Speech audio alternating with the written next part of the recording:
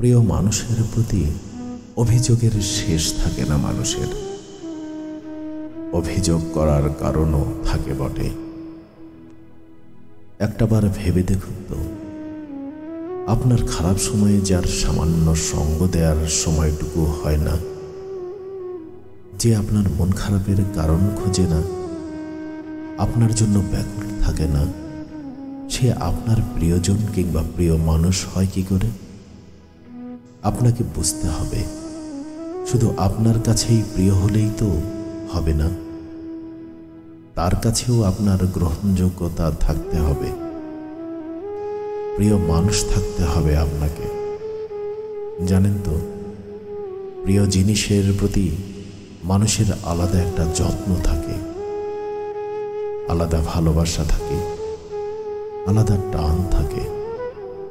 প্রিয় জিনিস মানুষ সহজে অবহেলায় ফেলে রাখে না, চোখের আড়াল হলেই পাগল হয়ে যায়, হারাতে চায় না, কিছুতেই হারাতে চায় না।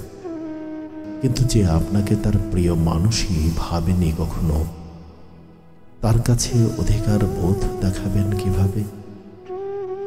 ভালোবাসা, সম্মান, যত্ন এবং টান পরস্পরের মধ্যে সমপরিমাণ না হলে সেখানে একতরফা ভাবেই সম্পর্ক এগিয়ে যায়।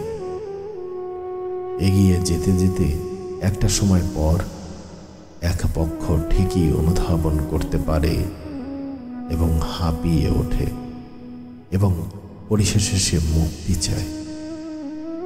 সত্যিকারের প্রিয় মানুষ কিংবা প্রিয়জন তো সেই, যার কাছে সময় ভিক্ষা চাইতে হয় না।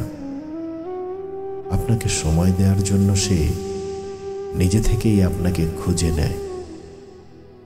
আপনার মন খারাপের কিংবা খারাপ সময়ের যে আঠার মতো লেগে থাকে আপনার পাশে, সে কখনো আপনাকে একা লাগতে দেয় না। সে ঠিক আপনাকে তখনও ভালোবাসে যখন আপনি নিজেকেই নিজে ভালোবাসতে ভুলে যান।